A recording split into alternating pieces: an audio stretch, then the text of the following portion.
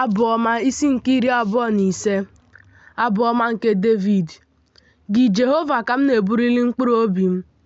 Chineke m, na gị ka m tụkwasịworo obi. Ekwela ka ihere mee m. Ekwela ka obi ndị iro m tọọ ha ụtọ n'ahụ m.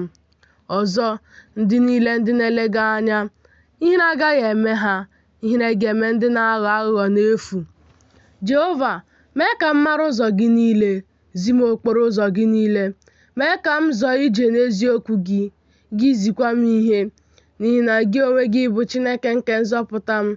Gị ka m na-ele anya gị ogologo ụbọchị niile.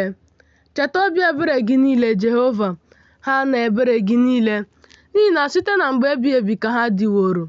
Echetala mmehie niile m mehiere n'okorobịa m, ha na njehie m niile. Dịka ebere gị si dị, gị onwe gị cheta m n'ihi ịdị mma gị, Jehova. Onye dị mma na onye ziri ezi ka Jehova bụ. N'ihi nke a ka ọ na-ezi ndị mmehie ihe n'ụzọ. Ọ na-eme ka ndị dị umeala n'obi zọọ ije n'ikpe. Ọ na-ezikwa ndị dị umeala n'obi ụzọ ya. Okporo ụzọ niile nke Jehova bụ ebere na eziokwu, n'ebe ndị na-echezi ọgbụgba ndụ ya na ihe àmà ya niile nọ. N'ihi aha gị, Jehova, gbaghara ajọ omume m, n'ihi na o hiri nne m. Onye ka ọ bụ nwoke na-atụ egwu Jehova? Ọ ga-ezi ya ihe n'ụzọ ọ na-ahọpụta. Mkpụrụ obi ya ga-anọ ọnọdụ abalị n'ọdịmma. Mkpụrụ obi ya ga-enwetakwa ala. Izu nzuzo Jehova dịrị ndị na-atụ egwu ya, ya na ọgbụgba ndụ ya, ime ka ha mara ihe. Anya m abụọ dị n'ebe Jehova nọ mgbe niile, n'ihi na ya onwe ya ga-eme ka ụkwụ m abụọ si n'ụgbọ pụta. Chee m ihu, mekwara m amara, n'ihi na onye naanị ya nọ na onye ewedara n'ala ka m bụ. Ahụhụ niile nke obi m sara mbara, mee ka m si na mkpa m niile pụta. Weda n'ala m na ọnọdụ ọjọọ m, bupụkwa mmehie m niile. Hụ ndị iro m, n'ihi na ha dị ọtụtụ. Ha ji ịkpọ asị nke na-eme ihe ike kpọọ m asị. Debe mkpụrụ obi m, napụtakwa m. Ekwela ka ihere mee m, n'ihi na agbabawo m n'ime gị. Ka izu oke na izi ezi chezi m, n'ihi na elewo m anya gị. Chineke, gbapụta Izrel na mkpa ya niile. Isi nke 26. Abụ Ọma nke Devid. Kpee m ikpe, Jehova, n'ihi na mụ onwe m ejewo ije n'izu oke m. Ọ bụkwa na Jehova ka m tụkwasịrị obi. Ụkwụ m agaghị agbochapụ. Nwa m, Jehova, napụtakwa m. Nụchaa akụrụ m abụọ n'obi m, n'ihi na ebere gị dị n'ihu anya m. Ejegharịwokwara m n'eziokwu gị. Mụ na mmadụ efu anọkọghị, mụ na ndị ihu abụọ adịghị agbakọkwa. Akpọwo m mkpọkọta ndị na-eme ihe ọjọọ asị, mụ na ndị na-emebi iwu adịghị anọkọkwa. Aga m akwọ ọbụ aka m abụọ na-emeghị ihe ọjọọ, wee gbaa ebe ịchụ àjà gị gburugburu otu a, Jehova. Ime ka ege ntị olu ekele na ịkọ akụkọ banyere oke ọrụ gị niile. Jehova, ahụwo m ebe obibi nke ụlọ gị n'anya, ya na ọnọdụ nke ebe obibi nke ebube gị. Achịkọtala mkpụrụ obi m na ndị mmehie n'otu. Achịkọtakwala ndụ m na ndị ọbara n'otu. Ndị nzube ọjọọ dị nka ha, aka nri ha jupụtakwara n'iri ngọrị.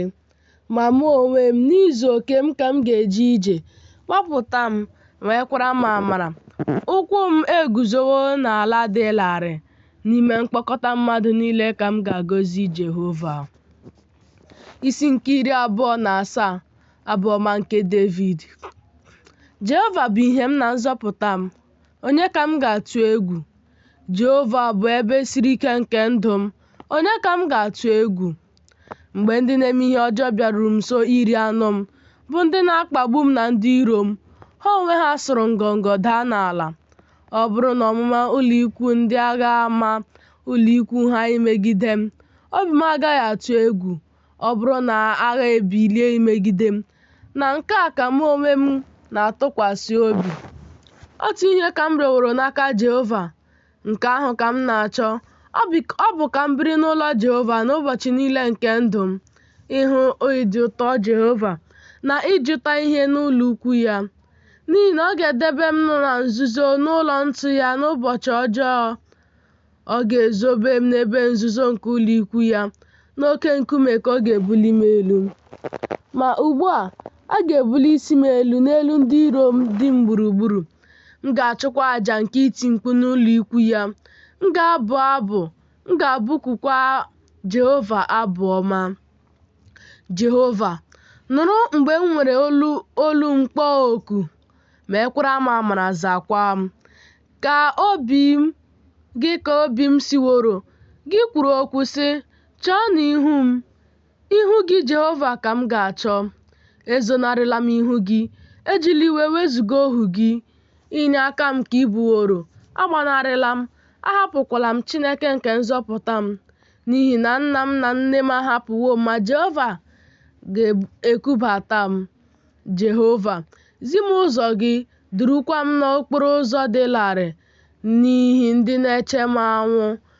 Enyela m n'aka ọchịchọ mkpụrụ obi nke ndị na-akpagbu m, n'ihi na ndị ama okwu ụgha ebiliwo imegide m, ha na ndị na-ekupụ ihe ike dịka ume.